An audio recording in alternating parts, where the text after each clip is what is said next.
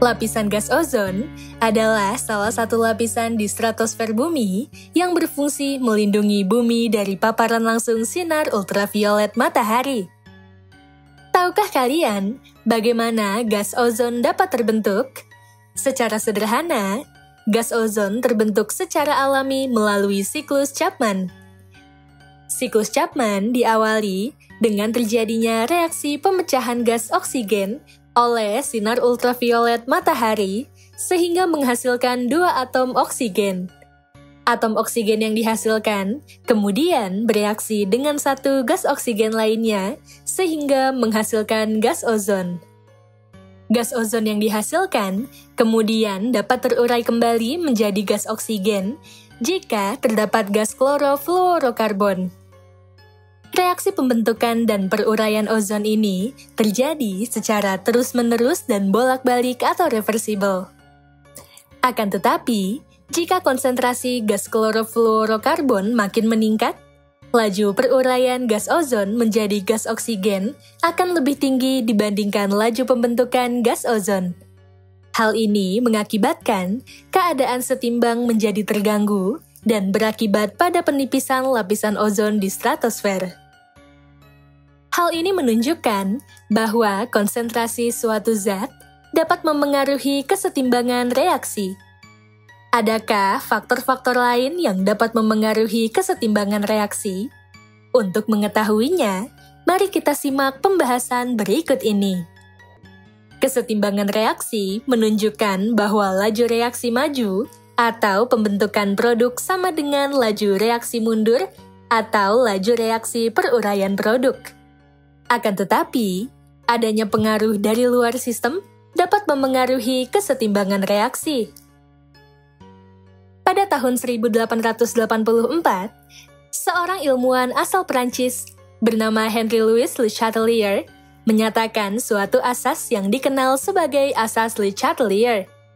Asas ini berbunyi, jika dalam suatu sistem kesetimbangan dilakukan suatu tindakan atau aksi, sistem kesetimbangan tersebut akan mengadakan reaksi untuk mengurangi pengaruh aksi yang diberikan.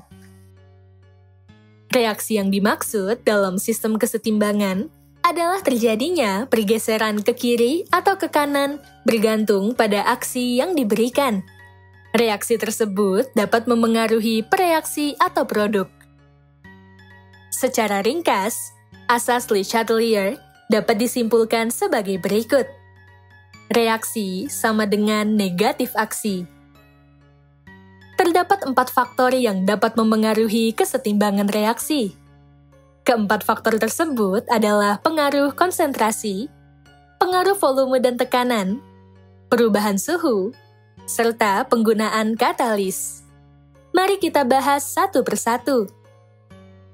Pertama, pengaruh konsentrasi. Berdasarkan asas Le Chatelier yang menyatakan bahwa reaksi sama dengan negatif aksi. Jika konsentrasi salah satu zat dalam suatu reaksi kesetimbangan kimia diperbesar, reaksi yang diberikan sistem adalah mengurangi konsentrasi zat tersebut. Sebaliknya, jika konsentrasi suatu zat dalam suatu reaksi kesetimbangan kimia diperkecil, reaksi yang diberikan sistem adalah menambah konsentrasi zat tersebut. Adapun pengaruh perubahan konsentrasi terhadap arah kesetimbangannya adalah sebagai berikut.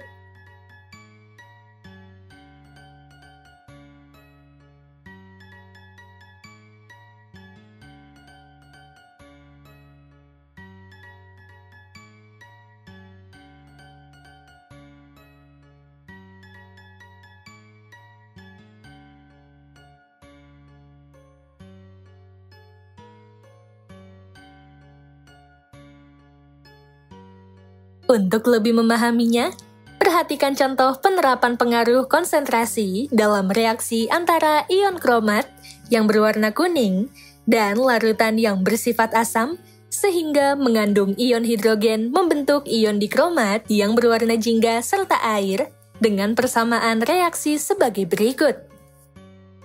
Jika dalam reaksi tersebut ditambahkan suatu larutan asam sehingga konsentrasi ion hidrogen bertambah, reaksi yang dilakukan sistem adalah mengurangi konsentrasi ion hidrogen.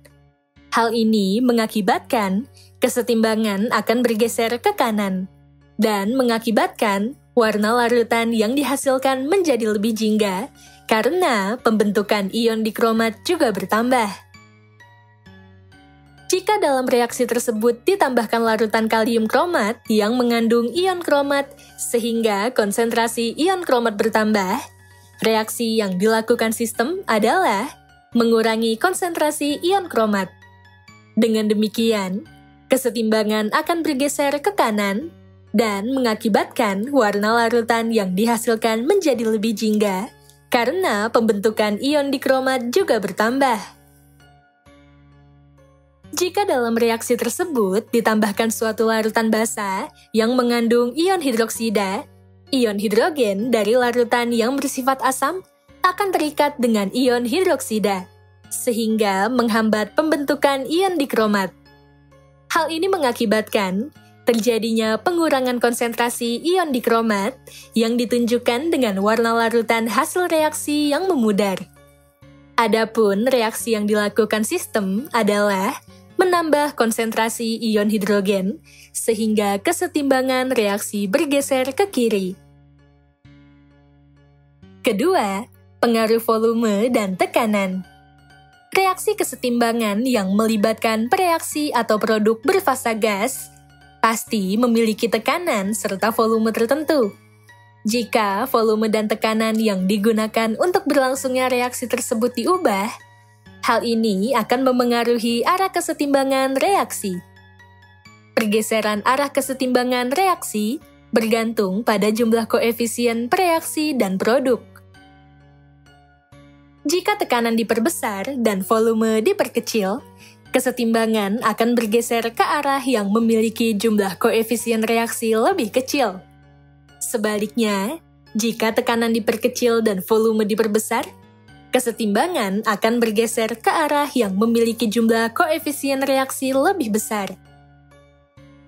Jika sisi kiri dan kanan dalam suatu reaksi kesetimbangan memiliki jumlah koefisien reaksi yang sama, perubahan tekanan dan volume tidak akan menggeser arah kesetimbangan reaksi. Contohnya, suatu reaksi reversibel dengan persamaan reaksi sebagai berikut. Pada persamaan reaksi tersebut, jumlah koefisien reaksi pada ruas kiri atau pada pereaksi adalah 3, yang diperoleh dari koefisien reaksi P yang berfasa gas. Koefisien reaksi dari Q2 dapat diabaikan karena zatnya berfasa cairan. Jumlah koefisien reaksi pada ruas kanan atau pada produk adalah 2, yang diperoleh dari koefisien reaksi PQ yang berfasa gas. Koefisien reaksi P dapat diabaikan karena zatnya berfasa padatan. Dengan demikian, ruas kiri memiliki jumlah koefisien reaksi yang lebih besar dibandingkan ruas kanan. Oleh karena itu, jika tekanan diperkecil dan volume diperbesar, kesetimbangannya akan bergeser ke kiri yang memiliki jumlah koefisien reaksi lebih besar. Ketiga, perubahan suhu. Pengaruh perubahan suhu terhadap kesetimbangan reaksi erat kaitannya dengan jenis reaksinya, yaitu reaksi endotermis dan eksotermis. Pada pembelajaran sebelumnya, telah kita bahas bahwa reaksi endotermis adalah reaksi yang membutuhkan kalor atau panas dan memiliki perubahan entalpi bertanda positif. Sementara itu, reaksi eksotermis adalah reaksi yang menghasilkan kalor atau panas dan memiliki perubahan entalpi bertanda negatif. Jika suhu dalam suatu sistem kesetimbangan diturunkan, panas lingkungan akan menurun, sehingga kesetimbangan akan mengarah ke reaksi yang melepaskan panas, yaitu reaksi eksotermis. Sebaliknya, jika suhu dalam suatu sistem kesetimbangan dinaikkan, panas lingkungan akan naik, sehingga kesetimbangan akan mengarah ke reaksi yang menyerap panas, yaitu reaksi endotermis. Untuk lebih memahaminya, perhatikan Perhatikan pengaruh suhu terhadap reaksi kesetimbangan yang melibatkan pembentukan amonia yang reaksinya berlangsung secara reversibel dan eksotermis sebagai berikut. Jika suhu pada sistem dari reaksi tersebut dinaikkan, kesetimbangan akan bergeser ke kiri, karena reaksi pembentukan gas amonia bersifat reversibel. Akan terjadi reaksi peruraian gas amonia yang menghasilkan gas nitrogen dan gas hidrogen. Reaksi peruraian gas amonia terjadi secara endotermis, sehingga perubahan entalpinya bertanda positif dengan persamaan reaksi sebagai berikut. Jika suhu pada sistem dari reaksi tersebut diturunkan, kesetimbangan akan bergeser ke kanan. Keempat, penggunaan katalis. Pada pembelajaran sebelumnya, telah dijelaskan bahwa adanya penambahan katalis dalam suatu reaksi dapat memperbesar laju reaksi karena memperkecil energi aktivasi. Makin kecil energi aktivasi yang dihasilkan, makin cepat tercapainya keadaan kesetimbangan dari suatu reaksi reversibel. Energi aktivasi adalah energi minimal yang diperlukan untuk terjadinya suatu reaksi. Makin kecil energi aktivasinya, reaksi akan makin mudah terjadi. Misalnya, reaksi pembentukan gas amonia yang berasal dari gas nitrogen dan gas hidrogen membutuhkan waktu berhari-hari, bahkan hingga berminggu-minggu, untuk mencapai keadaan kesetimbangannya. Akan tetapi, dengan adanya katalis, keadaan kesetimbangan dapat dicapai hanya dalam beberapa menit. Penggunaan katalis dalam suatu reaksi kimia juga dimanfaatkan sebagai alternatif untuk menjalankan reaksi pada suhu yang lebih rendah. Hal ini disebabkan oleh kinerja katalis yang dipengaruhi oleh suhu reaksi. Meskipun katalis mampu mempercepat tercapainya keadaan kesetimbangan, katalis tidak akan turut bereaksi dengan pereaksi atau produk, sehingga katalis dapat diperoleh kembali pada akhir reaksi. Hal ini menunjukkan bahwa katalis tidak mengubah komposisi pereaksi dan produk. Poin-poin penting pada pembelajaran kali ini adalah sebagai berikut. Pertama, adanya pengaruh dari luar sistem dapat memengaruhi kesetimbangan reaksi. Kedua, asas Le Chatelier berbunyi, jika dalam suatu sistem kesetimbangan dilakukan suatu tindakan atau aksi, sistem kesetimbangan tersebut akan mengadakan reaksi untuk mengurangi pengaruh aksi yang diberikan.